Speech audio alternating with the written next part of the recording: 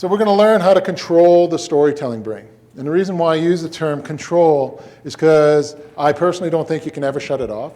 It's such a powerful ingrained program, but you need to recognize it and control it. And I think it's good. If you're walking through a parking lot in the middle of the night, a parkade, and you're walking and your part of your brain is like, hey, this is not good. Listen to it. The subconscious mind processes data at a phenomenal rate. So the way it was put to me was the conscious mind can watch one movie and understand what's going on. The subconscious mind can watch 120 movies and know what's going on. It takes in all this information all the time. So if you walk into that parking lot and there's a part of your subconscious mind makes you feel uneasy because it doesn't like language, but it gives you an emotion, listen to it. Because you didn't notice it consciously, but subconsciously, your subconscious mind was like, hey, when we pulled in, that dude wasn't standing there. And when we got out, we didn't hear a car door close. So he didn't come out of the car. He's hiding behind a pillar. He's a predator. That's how awesome the subconscious brain works. Cops talk about it all the time, spidey senses. Not at all. We just listen to our gut. We're just like, ooh, this feels bad. Let's pay attention. So the storytelling brain can be good. We just need to control it. And this is why we need to control it.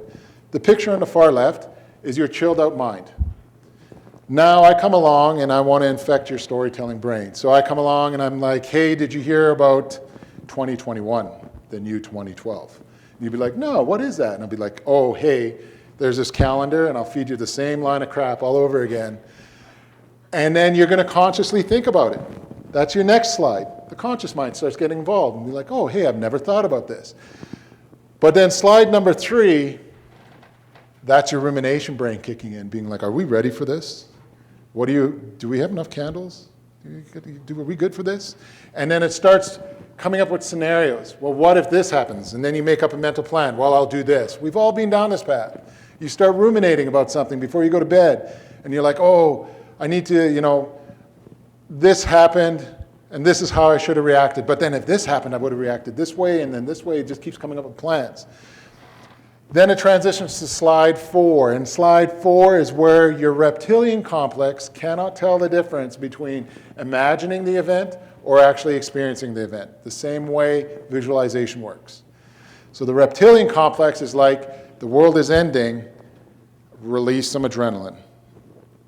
And then we get adrenal fatigue. Because your reptilian complex is stressing you out for something that is not real. 2021 is not real. It will not happen. 2012 wasn't real. If you're sitting there ruminating about losing your job tomorrow, that's not real. 100%, it's not real. Not unless the boss comes to you tomorrow and is like, you've lost your job. But guess what? We can deal with that real stress because it's real. We can deal with it. The rumination mind doesn't get a chance. But the moment that we start making plans for something that's not real, now we're in long-term stress. And that's why I said long-term stress is not real. Gives us the same chemical response. Some of you in the room would be like, well, my storytelling brain is good because I can predict the future. I can make plans for the future. You're wrong. I'll just give you some simple numbers to prove that you're wrong because the rumination brain is rarely right. The average person has 60,000 thoughts in a day. 60,000 thoughts in a day. We ruminate about 15,000 of those thoughts. Who here is right once a day? So what you're doing, like a 15,000 to 0 average for ruminating. Every time you ruminate, though, you get a chemical response if you don't control it. If you don't learn how to be like, hey, that's not real, I got to chill out. We're rarely right. And we all experienced it where your boss gives you a phone call and is like, hey, come in my office, we need to talk. Rumination brain kick in? Oh, yeah. Because by the time you get there, you're like, oh, might as well pack my shit up, I'm fired. I don't know what I did, but that's where my brain went. And then you sit down and your boss is like, hey, can you explain this to me? And you would leave the office being like, whew, wow, I feel better. Well, why do you feel better?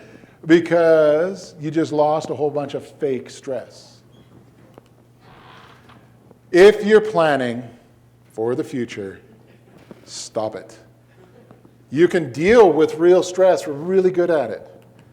But we can only stay in that hypervigilant state for so long before we get sick. It is as simple as that. The Mayo study did a test, and the Mayo Clinic, by the way, is actively researching elevated cortisol levels. So they found out that the average male and female in North America by the age of 25 is suffering adrenal fatigue, is suffering from long-term stress by the age of 25. Oddly enough, the adrenal fatigue syndrome dramatically increased when social media was created, because people are too worried about their likes and their friends and their Pinterest and their all these other things is stressing us out. It makes our rumination brain go crazy. So what was once saving us, that rumination, that fear of the bear in the cave, is now killing us. So the Mayo Clinic actually has gathered a lot of data on elevated cortisol levels, and they're actively researching this data. The top 5 killers of our species are now linked to elevated cortisol levels. Cancer, diabetes, stroke, heart attack, and obesity are all linked to elevated cortisol levels. When people go to the Mayo Cancer Clinic, they've taken their blood samples and they measure their cortisol, and it's through the roof. It makes sense. If you have a hormone in your body that it's designed to shut off your immune system, it's going to affect you. If it's designed to shut your digestion down, it's going to affect you. So there's good news. So we'll shut your rumination brain off, because it's actually really easy to heal your adrenal glands. Your adrenal glands recover very quickly, and your cortisol levels lower very quickly.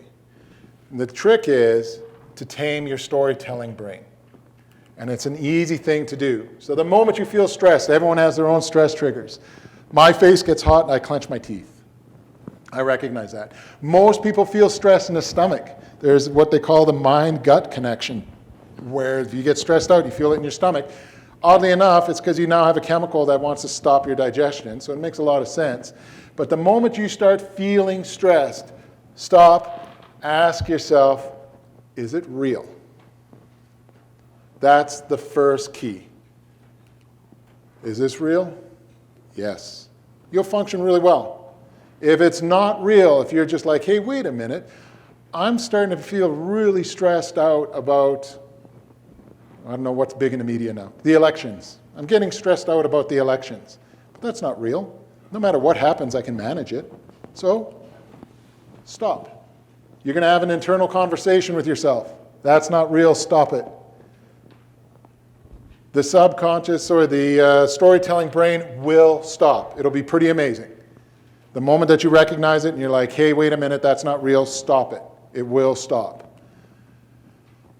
If you hear a rumor, so somebody comes up to you at work and is like, oh, hey, I hear they're going to be laying people off, and you start feeling a stress response, now you answer me, is that real? Nope. The rumor's not real. I do not know 100%. I have not been laid off. It's not real. Stop it. And your rumination, you'll feel your stress level drop right away, but the cool thing that you'll notice is that the rumination brain is persistent. The moment that you say stop it, it'll be like, okay. And then it'll come back and be like, yeah, but did you think about this? And then you're going to have to be like, oh, no, stop it. 15,000 times a day we do it.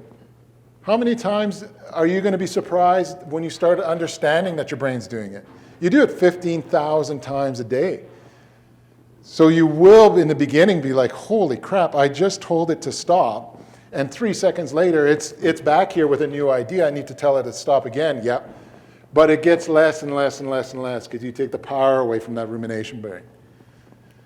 When it involves another person, we are horrible because of the rumination brain. The rumination brain will never read somebody else's body language as good because it's not supposed to. That's not what it does. So if we're dealing with another person and you think that they're angry at you, or you think your boss is disappointed, or you think anything like that, guess what you have to do? Weird. Go ask them. If you're worried that your boss is pissed at you, go in the door, close the office, and say, hey, got a question. Are you happy with my performance? And I guarantee you, your boss is going to come back and be like, yeah, why are you asking? It's going to be off his radar totally. Not only that, but if your boss does come back to you and be like, yeah, I've really noticed that you're starting to slip here and there. Is that real stress now? Yeah, it's real. Look at your boss, be like, okay, I didn't know I was doing that. Can you give me a hand, or what do I need to do? It's real, then it's done. It's managed. We can manage other people's storytelling brain also. So the last thing I would ever do is walk into one of my coworkers' offices, throw down a bunch of paperwork and be like, hey, take care of that, and walk out. It's not my normal behavior. It's the last thing I'd ever do. Why would I never do that? Because it's a break from my normal behavior. What path do you think that rumination mind goes down? Well, that was different. And that's when it starts, right? Real innocent. The rumination brain's like, that was different. You never act like that. And then it goes to like, what did we do wrong? I think you're getting fired because he's angry at you. That's the rumination brain. Before you know it, they're like, oh, I'm done, I'm screwed. That's why I would never do that to them. If I'm in a rush, I'll put it on their desk and be like, hey, can you look after this? I need you to look at X, Y, and Z. I'll be back. I'm just in a rush. Rumination brain has got nothing to grasp. Supervisors, beware. Whether on the phone or on the radio, if you want to call somebody in your office, let them know why. Because if you're on the radio and somebody's in the field, and we've all experienced it, where it's like, can you come in my office? I need to talk to you. And then it hangs up. Do we stay in a happy place? Or immediately are we like, what did I do wrong? And by the time you get to the office, you've already made a plan about where else you're going to apply, who you're going to phone up. That's a good buddy, probably get you a job. And then your boss looks at you and is like, I just got some questions about next week. And you're like, oh, I feel so much better. Hey, as a boss, chill them out. Give them 5 seconds at your time. Hey, can you come in my office? I have some questions about next week's schedule. Rumination brain, no power, all gone. Because it is a vicious rabbit hole to put people down if you do this to them. And it truly does take less than 5 seconds of information to ensure people avoid that rabbit hole. You will never be able to control your rumination brain if you want to play with it, if you want to start making plans with it, because it'll just come up with another plan and then you go down that path again. The rumination brain will win all the time because it's making shit up. You will never win because it's not real and it's making it shit and making it up. And each time you ruminate, you get an adrenal response. And every adrenal response is slowly getting you sick.